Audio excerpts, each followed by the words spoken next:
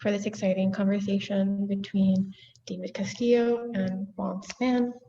We're very excited to host this conversation on the occasion of his solo exhibition, which is just behind me at the gallery, Chapel Paintings.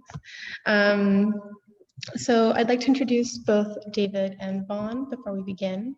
So Vaughn Spann was born in Florida, and he lives and works currently in New Jersey, and he received his BFA from Rutgers University and his MFA from Yale University. Spann's work has been exhibited at the Newark Museum, at the Perez Art Museum, Miami, at the High Museum, and the Rebel Museum, among others. Recent press includes ArtNet, Art Info, Art News, the New York Times, Bloomberg, Gallery Magazine, Vice, and W Magazine. And Spann's works are part of major contemporary collections, including public collections such as the High Museum of Art, the De La Cruz Collection in Miami, and the Rebel Museum in Miami as well as the Perez Art Museum in Miami, among many others. And his first monograph was recently published by Elmine Reck. So that's very exciting. Yay, for your first monograph. And David Castillo holds degrees in history and art history from Yale University. He's held positions at museums, including the Yale University Art Gallery, and he opened his eponymous gallery in 2005, which became this preeminent space in the US for art that was once excluded from the history of art and history more generally. The gallery's artists are often cited as defining the aesthetics and critical ideas of our time. And while always focused on its long time roster of artists, the gallery actively engages in finding the most compelling and relevant emerging artists of our time. So thank you so much, Vaughn and David, for joining us this evening, for being here. And so before I turn it over to them, if anyone has any questions, anything that they'd like to direct to David or Vaughn, we'll be opening up the conversation to questions at the end of the talk. So please submit those in chat to me directly, to Claudia Matos, or to the gallery's account. It's just called Gallery, and it has an icon, which is just David Castillo. So thank you so much, and I turn it over to the two of you. So thank you everybody for joining us. Thank you, Vaughn, Claudia, Kristen, and all the wonderful people I see on here, including some museum directors and curators and collectors of Vaughn's work, artists. Thank you, everybody. I think we'll hit the ground running with a question that's general, but I think relates profoundly to Vaughn's work in general, whether it's chapel paintings or just his overall practice. I wanted to pose the question of how you think, Vaughn, that an artist's practice or an artist's role relates to framing history, or even reframing history for that matter. Yeah, no, that's a great question, David.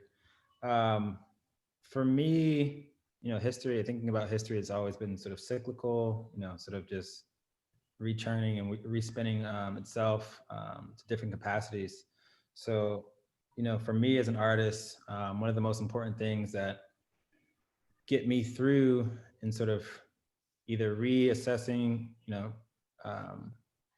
previous contexts, or sort of thinking about new contexts for work, or sort of new histories, or is really sort of putting myself and grounding myself first, and sort of thinking about home, thinking about my family, and how I sort of fit into this larger canon as a person,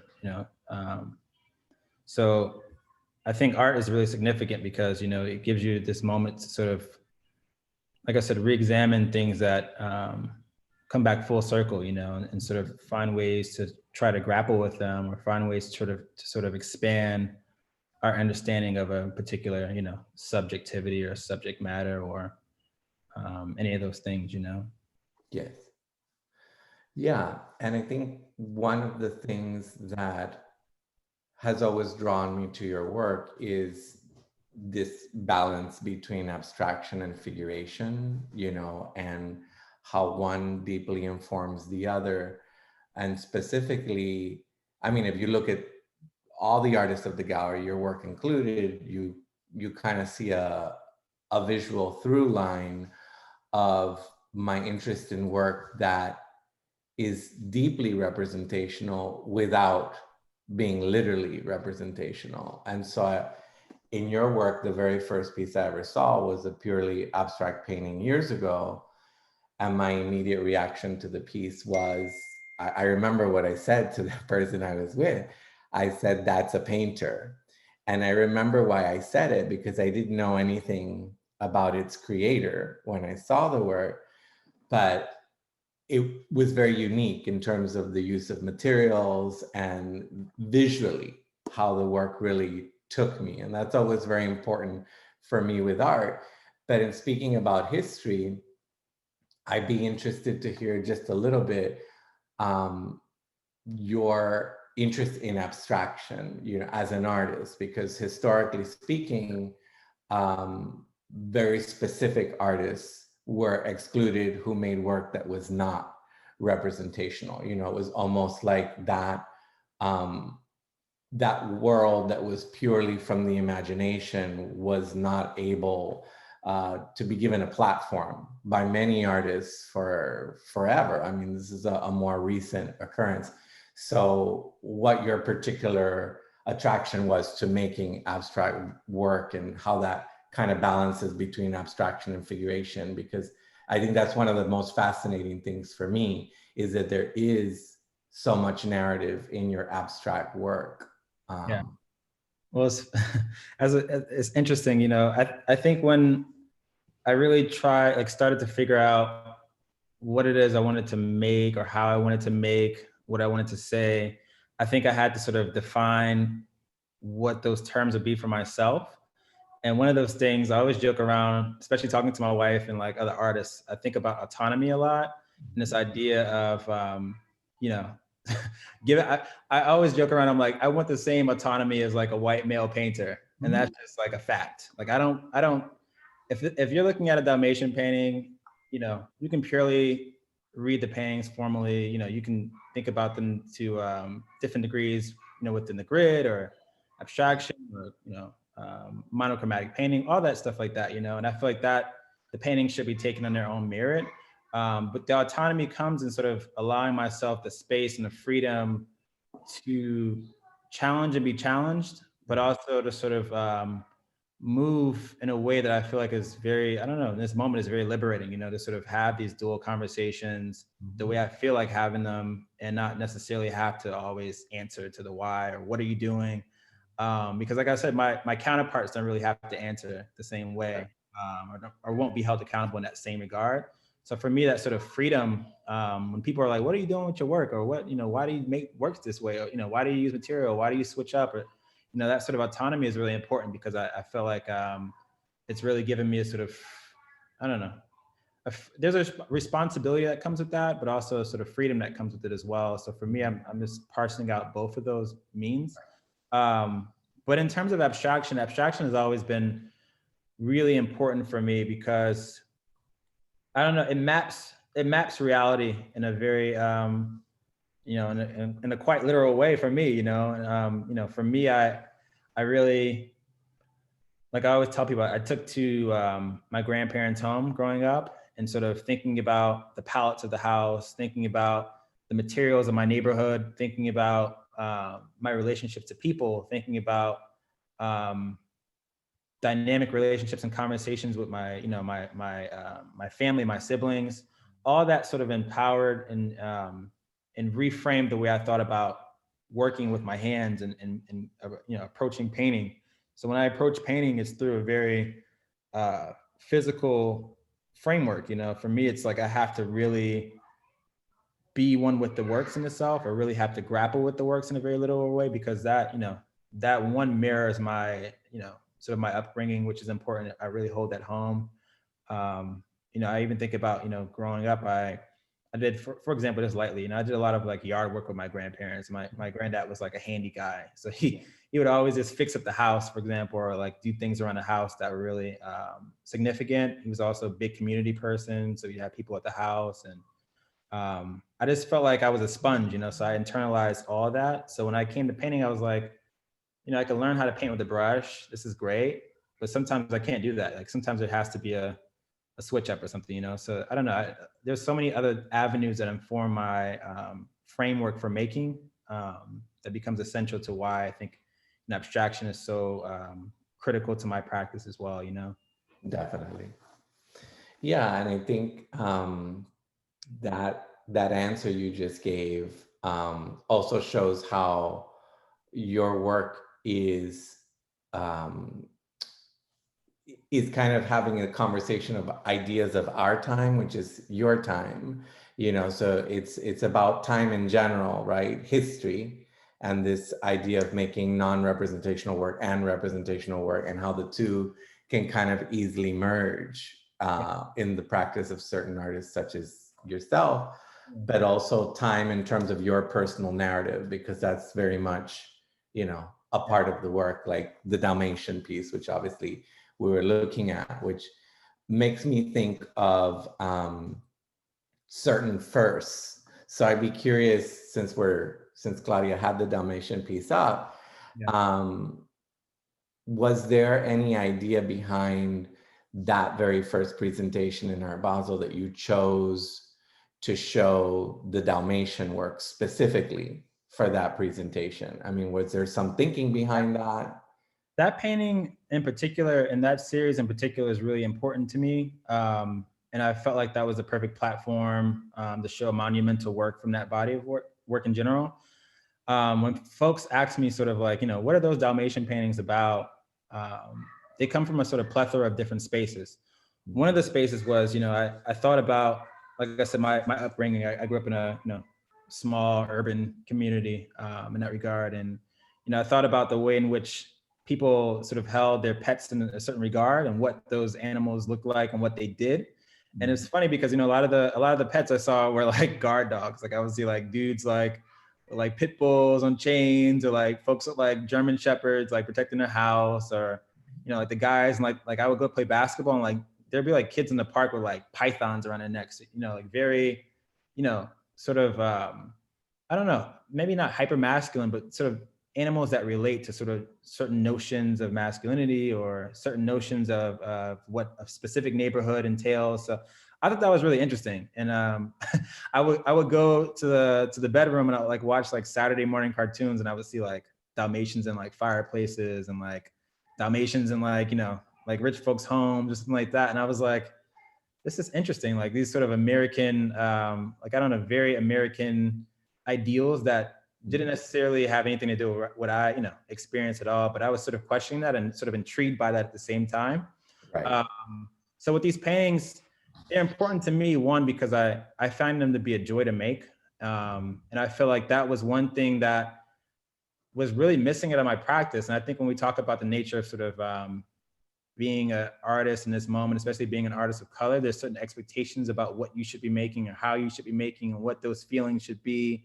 And for me, I was in a studio and I felt so much like anguish and so much like, I was so like, you know, there's times when you're in the studio, it's a purely psychological place. So there's times that you're just extremely stressed out, you're extremely depressed, you're extremely pissed off. And like the last thing you want to do is make an angry painting again. Like, you know, you do that so often in that regard. So I was sort of like positioning myself in my work, and I was like, where are the like, can I make this a joyful painting? Like, do I have to emit all these other things that are expected of my work, or that, you know, I want to put out, but I also don't want to put out?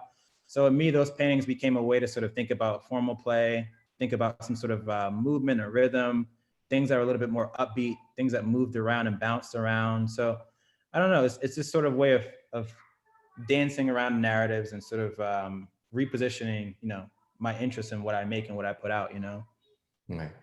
Well, speaking of that specifically as it relates to Dalmatians, also the rainbow symbol kind of ties into that as well, you know, where that's a symbol that holds a lot of joy for people, you know.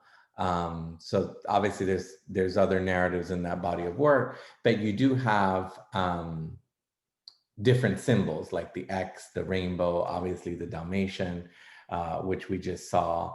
And you move between these symbols pretty seamlessly, between one and the other. So it's not like one has a more important role than the other. Yeah. Is there something just organic to that, this going between these symbols that obviously have a lot of charged meaning for different people? An X can mean so many different things depending on who the viewer is. Same for a rainbow, usually has a very positive association.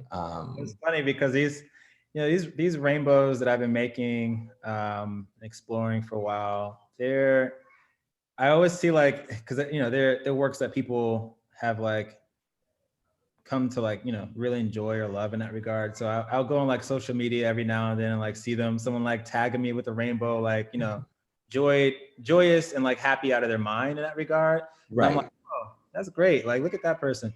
But it's interestingly enough, the rainbows really sort of came from a very dark place. Just narrative in general. Thinking about Trayvon and when I made the first rainbow and where that sort of stemmed from. And I don't know, the rainbows to me, I'm happy to see them. I'm happy when other folks have a positive read on them. A lot of times I think that there's always like this sort of like, if you look at the painting, there's like this dark bottom that's sort of like very, I would say like very cynical. I feel like that's like the moment where the page is about to turn, or the moment where the rain is about to come, or like, that sort of moment that, that things become a little bit more fleeting.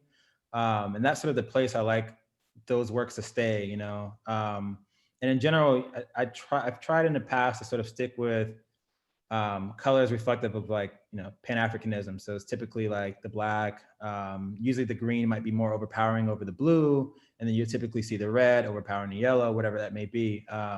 But for me, it's like these works they also stand in as flags, in a way. I think about them a lot as flags, and when you see them, everybody can enjoy them. I make them from a place that like, I definitely want Black folks in particular to like, see these works and sort of recognize those moments and recognize that sort of personal relationship. But overall, just like I said, I really put the works out there and really want people to grapple with them from any sort of corner or walk of life. That really is important to me, because there's always so many different reads that when I have conversations, like genuine ones, that people bring to the works that I may not have even been thinking about, but it becomes so critical to sort of exchange that dialogue, You mentioned, we're on the subject of symbols, and I want to get in a second to the oculus in the current solo show at the gallery of the chapel painting. But before that, you also mentioned monumental. And I know that scale is kind of like your practice between figuration and abstraction, also something that you work in a lot of different scales, and you've chosen specific works to make on a grand scale. And the one we're looking at right here, which was in your first solo show at the gallery, looks like a completely abstract painting, especially here on the screen. But even in person, when you see this monumental piece, which I believe was like 160 by 220 inches, you have to get really, really close in order to see not only the use of materials, but also the media, because there's photography in this, and there are literal people in this work. And obviously you get a little bit of that from the title, but here I think you definitely see a work where that intersection of interests comes together. Maybe you could tell us a little bit about that briefly, but also about the scale, because there have been monumental X's, monumental rainbows, monumental flags. This is what on its surface seems like a completely abstract piece, also quite monumental. So maybe if you want to share a little bit of insight into the scale. Painting is a diptych. It's made in 2 parts on 2 panels. It was in the solo show I did with you that we presented in the Armory space. It's a 2-part show, which is fantastic. This painting is super close to my heart in particular. I was really processing sort of visuals that the media, was putting out of like, Black folks sort of, that have, their bodies have been taken away by, police forces and other sort of state sanctioned, people.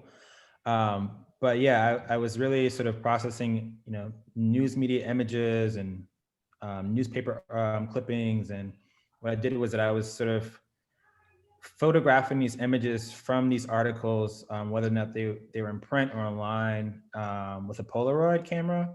And sort of through that process, I was able to sort of like capture the faces and the visuals of these folks, but I specifically chose to use images that I thought were, I don't know, that really sort of showed the level of humanism for each of these people that I felt was so important, So some of the images, you'll see someone with their kid or on the phone or in a nurse, and I won't be specific right now, but in a nurse's uniform or scrub. But through the actual Polaroid photo, it sort of created a ghost image of these people. In particular, like, one of the women is Sandra Bland, for example. And basically, in the image, it becomes very haunting, very jarring. It becomes an image that your brain cannot sort of sever in that regard because you know the story. But then the proximity to the photo becomes so visceral. But then also seeing a moment in the photo where you can't fully recognize the person, but you know sort of who it is, that sort of becomes this sort of linguistic, I don't know, relationship that becomes very jarring and chilling. But yeah, the work is called Lost in the Cosmos of Black Bodies. We love you. We will always remember you. And I sort of wanted to make this work at the scale to really, I don't know, there's a lot of tessellation that happens in this painting, a lot of fleeting moments, a lot of ways in which you pick up on the figure, but then you pick up on this sort of tessellation of the grid, and you sort of intermap them together, and you think about how many other folks there are, like we discussed, that are nameless, that you won't know of. This sort of moment becomes also transformative, where you think about maybe somewhere otherworldly, somewhere spiritual. So yeah, this work was really particularly very, I don't know, very, very haunting, very important for me to make it to scale so that folks could really experience the physicality behind, these events and the subject matter in general. Yeah, and actually you hit on something that wasn't going to be my next point, but that's also a collective history. When you talk about, people always want to know specific answers, why you made this, how does it relate personally? What you just said, obviously there's a collective history to that, right? It's not really particular. It speaks to every atrocity since the beginning of time, and then brings it back to a narrative that is personal and that is of this moment. But those are our collective histories that you can point out from throughout time.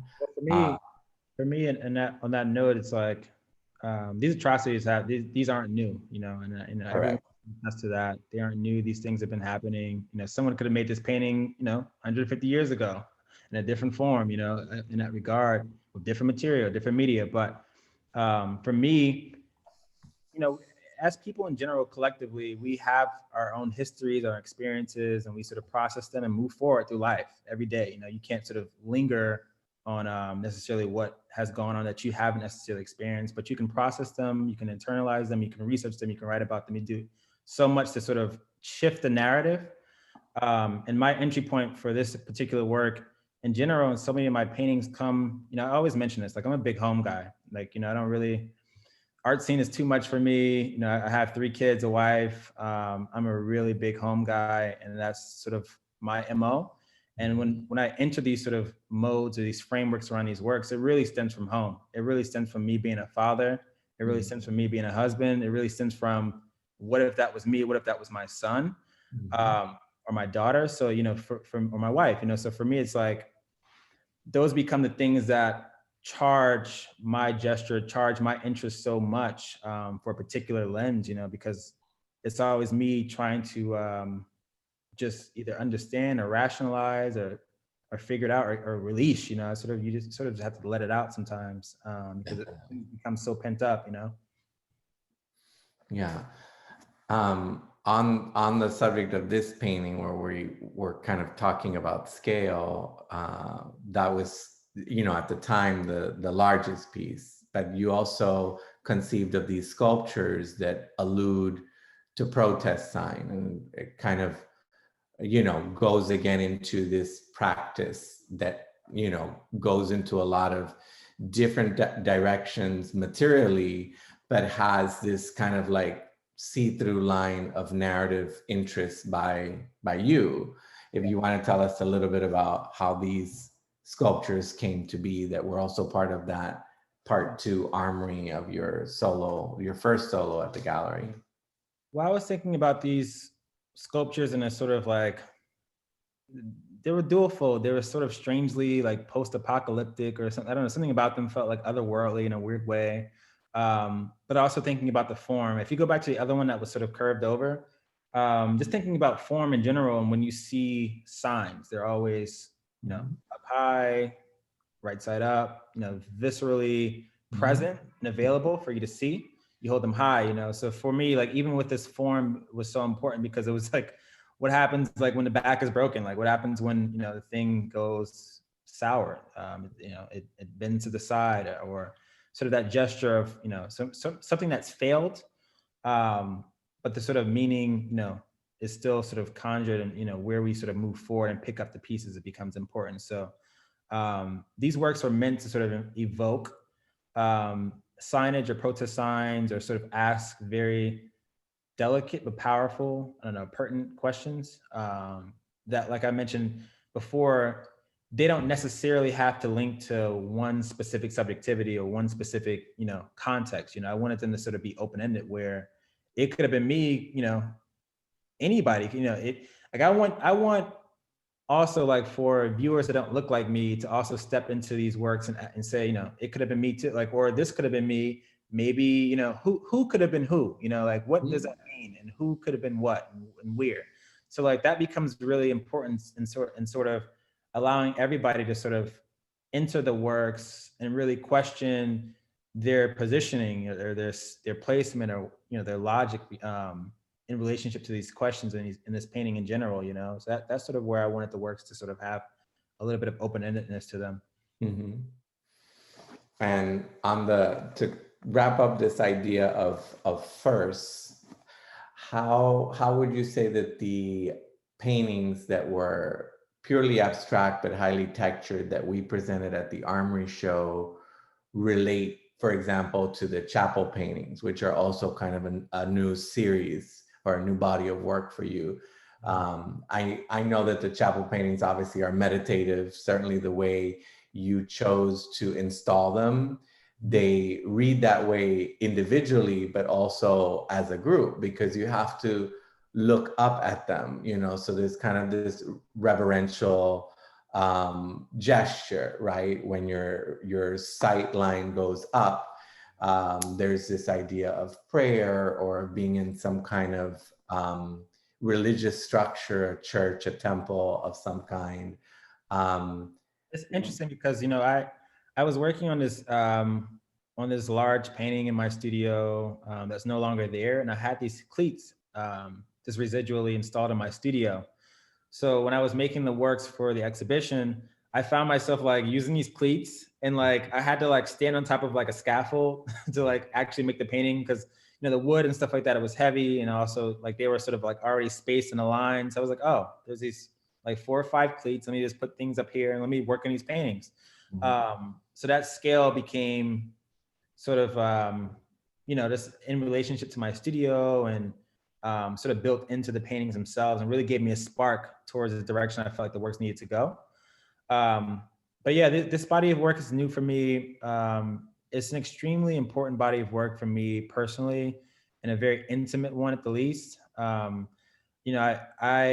usually of the type to sort of go big or go home. Like I just like making large works, not because they're like, I don't know, they're trying to prove anything, or like that I believe bigger is better or anything like that. But for me, I'm a taller guy. I'm like 6'2", 6'3". In my studio, I have a big space, and I just like to have a sort of freedom with my body to sort of reach and move and dance with the works in that regard. So scale becomes important, because I've noticed like when I'm too tight, it feels very rigid and doesn't, it doesn't get, I can't make a work in that scale the way others can in that regard and really pack a punch. But these works, I really wanted to make them at this sort of intimate scale and position them higher above the viewer so that you had to look up. So that was sort of built in language to the works formally. And like I said, I had come off so many sort of large scale exhibitions that I wanted to sort of tie it into something smaller that the viewer could just take in and really process one by one and really internalize as a whole, as a group as well. The paintings for me, they basically, I'm gonna be honest, like the works, I made these works with the idea of, needing to sort of just release, I really, like in a very, like I would say a very cathartic way. That's why formally the works sort of have these drips that almost, they're almost like teardrops in a way. Because for me, this year has been so, well, the previous year, not 2021 at least, hopefully, but 2020 was such a problematic year. And I just remember feeling like, and I still feel a little bit of it honestly, but like feeling like in such a rut.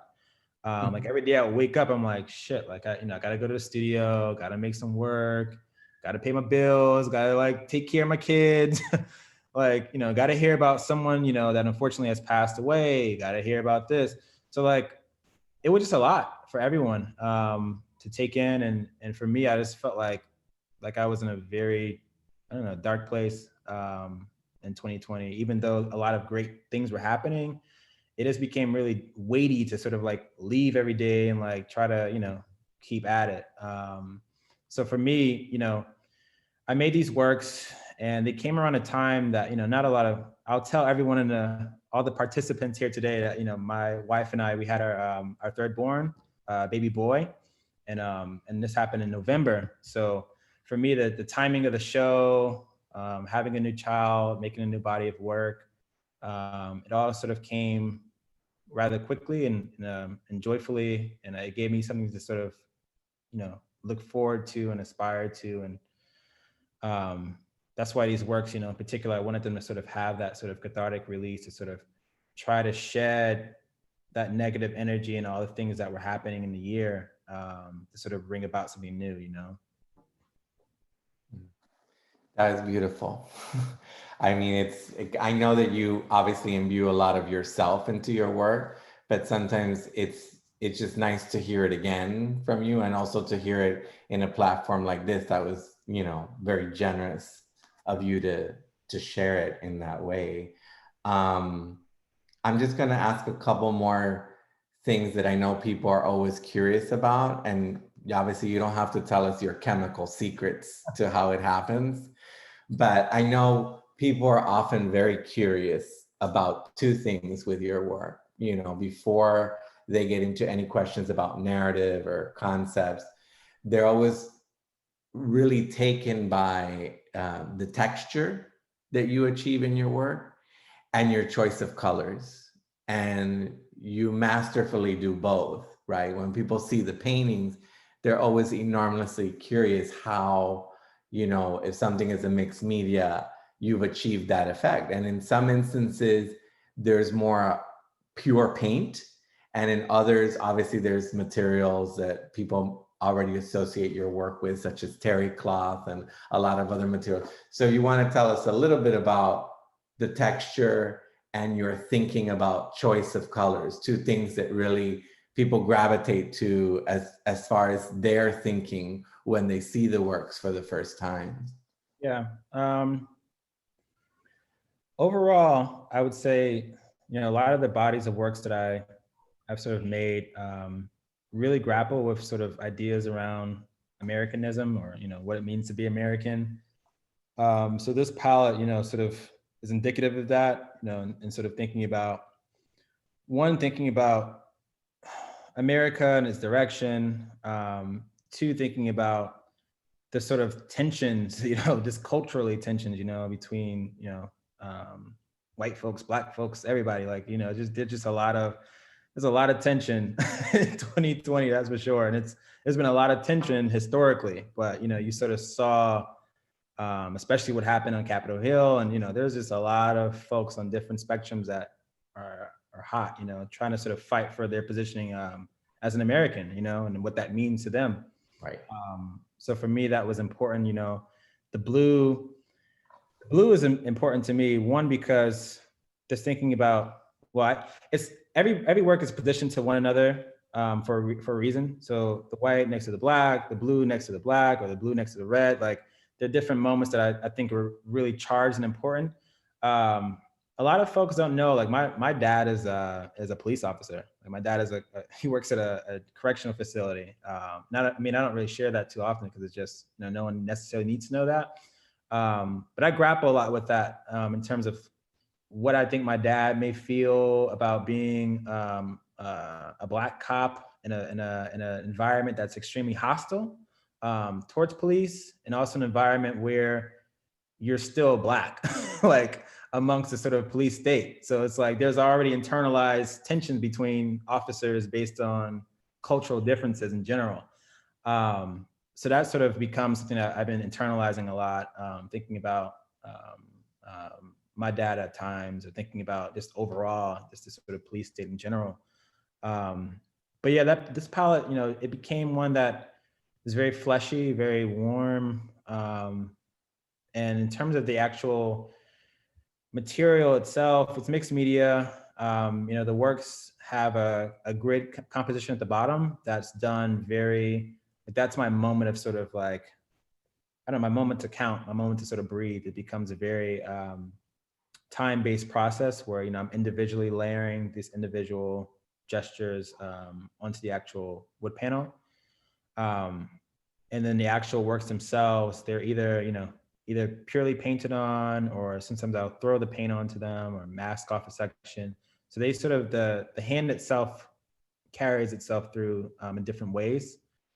But yeah, that final gesture of the drip was important in those works, because that sort of, for me, activated the paintings in a very subtle way. And it's been a move, it's a move I haven't necessarily explored before, but I felt like really would be significant for this body of work, as that sort of release, or that gesture towards what feels like a release in that regard. And I'll ask one more question, and then we can open up to see what questions everybody else has shared with Claudia. Would you say there's any connection besides the fact that the same person made them, right? Any see-through connection between all of the exhibitions you've created to date, right? In terms of either materially, conceptually, how you're thinking about the work, or would you say you frame each show individually? It's a little bit of both, honestly. Sometimes I have a concept that is purely fascinating to me and I really run with it. Like the show in Japan at Takashi Murakami's gallery that I had was, that show was purely thinking about the relationship to like heat. I was thinking about this relationship to color, thinking about, as humans across the globe, sort of how we relate to one another. And I was thinking about, like Notre Dame had just burnt down, and there was like all these fires in LA and all these fires in Amazon. Like I was thinking about sort of these global relationships and how they converge around like this idea of fire in a really, I don't know, archaic way or something like that. But yeah, there are times when even with the show Now Lay Me Down to Sleep, that show was extremely personal. That was probably the most personal show I put out, because that show featured my actual kids in some of the works themselves, and it was very intimate. And that show sparked itself because my wife and I would travel a lot before COVID, enjoy our family time, and I would always take these photos of my family, my wife, my daughter, my son, and I would always snap them in like the best locations. Like we're in Paris, get them in front of the Eiffel Tower. And what I realized was that was happening is that every time I look back at the photos, unless someone reminded me to like get in the photo or someone else took the photo, I would be missing from the photo. So I thought there was something really powerful about this idea of sort of these missing figures, and how sort of, these members of family, especially the Black family, has continuously been severed, continuously been cut and what that looks like. So for me, it's sort of having this sort of absenteeism out of these photos really sparked that body of work to think about my relationship to, the Black nuclear family in a way, or the household, that I've been engaged with, so that show was really important for me. But no, overall, you're just seeing multiple facets of a human with distinct interests, maybe a little bit schizo, I don't know, but it's just different. There's different parts of me that, I feel like, it's good to manicure sometimes. It's good to let it out. It's good to explore. It's good to fall on your ass. I don't know. There's just different parts that need to come out of the works, Yeah. Well, thank you so much, Vaughn. I'm gonna see if Claudia has questions from other people, but I will also say one last thing, which is not a question, that people should keep their ears to the ground for Vaughn's upcoming museum presentations, in the plural. So stay tuned. Thank you, David. Thank you. So we've gotten a number of questions on Instagram. I remember actually. Vaughn is a father, so we're gonna limit it to our 15-minute max question. If you want to give your night crying in the background now. I think my wife is Aaliyah's trying to put to bed right now. So like, well, let's keep it to our 10 to 15 minutes then. Sure. So we got some interesting questions, and you talked a bit about your studio practice earlier, but we have this interesting question about how the genesis of your ideas and how it is that you kind of sketch them out or begin to explore them before you go ahead and do the work. Do you does it involve like research and sketching, or do you just kind of like jump straight to the canvas and kind of work from there? That's a great question. Interestingly enough, I started as an artist drawing a lot. Like when I was growing up, I would always replicate, cartoons and things like that. So that was sort of my background. I felt like growing up, I would draw more and sketch more and keep a sketchbook. In my adult life as an artist, I don't really, it's bad to say, I don't really draw too much as often as I would like to, at least. I definitely want to make it a habit now that I have a little bit more time to do that. But the genesis of my ideas began for me, really thinking about my subjectivity, like thinking about who I am as, like I said, a dad, as a person, as a male, all that good stuff, and how outwardly that relates to the world, and like how, who I am when I walk in the store, who I am when I go to the park, who I am, when I'm speaking to my family or my kids, or who I want to be, So for me, the works really ground themselves at home. I really try to pick out the issues that I feel like are most, native to like, myself, and things I really need to explore. And that's sort of where they start. And from there, I usually just go at it like directly into work, and I make a bunch of work. I guess the better part of this whole thing is like, I make a lot of work in general, and then I sort of pluck them and figure out, like I'll find threads in something that I was doing and say, these works have to go together. These are speaking to each other. This is a body of work itself. I'm going to save this painting for later on and get back to that. So it's like a bunch of different ways and avenues that the works converge, Thank you for that. And so we have another question also from Instagram. And this one relates specifically to your X paintings. So we'll scroll up to those. And the question is, you have such a diversity of X paintings, and the question is essentially, you do them in so many different colors. Do the colors themselves represent certain things? Are the different treatments of the X's in the different media and the different colors representative of different things? Yeah, I say so. I mean, they're not always like most of the works, like they may stem from a place that's maybe more political or more, from a more serious note. But other times when you read the title of the works, like they're about other things, that might relate to this sort of, Mark Man that I'm thinking about, or this series in particular. Some of the works that were in my Brussels show that aren't here at all, the title is related to like, I think one of the paintings was like The Gardener, for example. And I love gardening. I love being outside. So in that palette in general, it had like a lot of pink and greens in there, and it had more of a blissful moment.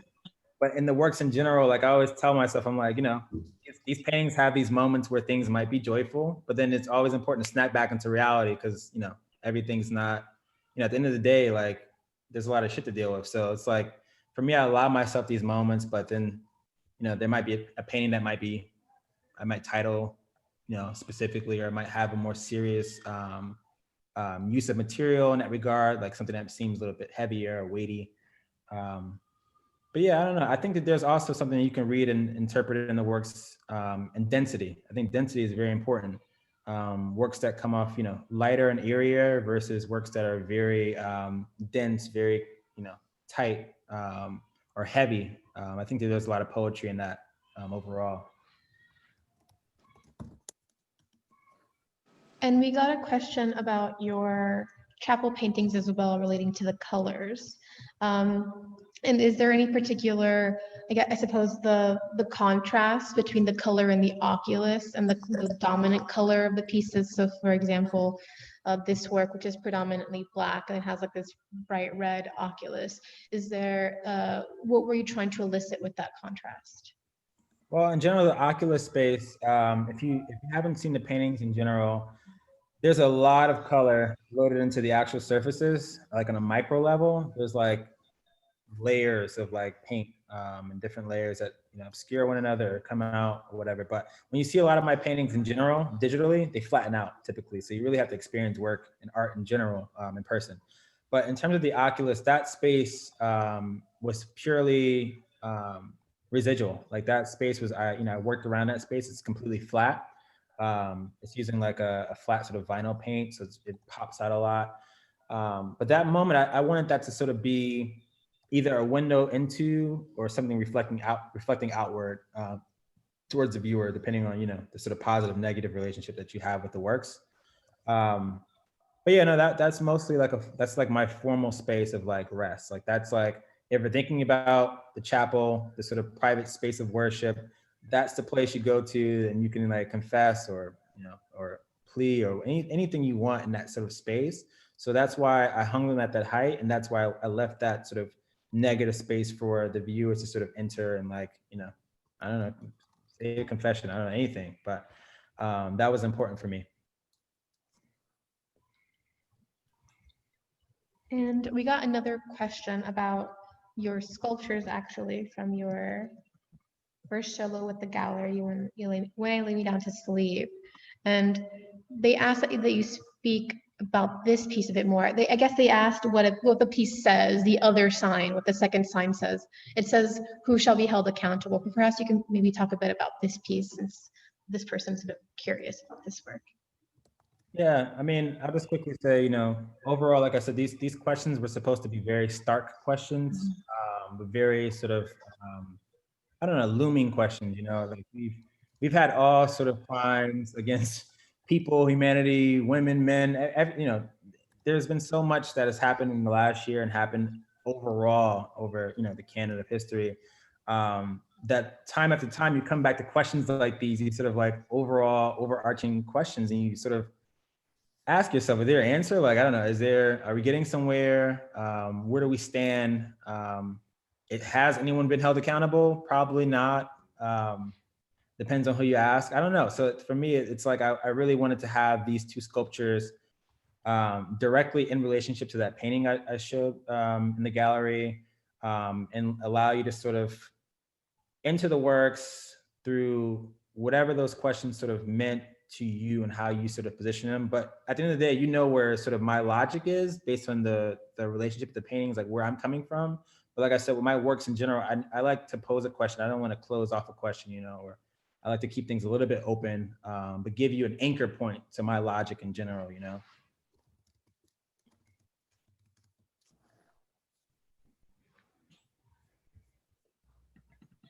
I think we have a question from Mira. I see that you raised your hand. Yes. Hi, Vaughn. How are you? Can you hear me? Yes, of course. I can How see you doing? So I want to share something with you. Yes. Children that come to our museum and see your magnificent rainbow, I would say that's probably their favorite painting in the whole place. And of course, they relate to it because what child hasn't made a rainbow? But they instantly recognize when I say to them, is there something unusual about this painting? They instantly respond, well, a rainbow doesn't have black in it. Oh, that's so important. It's like instant. It's an instant response. Yeah. So what shall I tell them? It's, you know, for me, that's sort of the signature key in those paintings, beyond them sort of having a little bit of a dark, you know, sort of omnipresent moment. It's really inserting blackness into that spectrum, you know, in a sort of very physical way, but also in a poetic way itself, you know.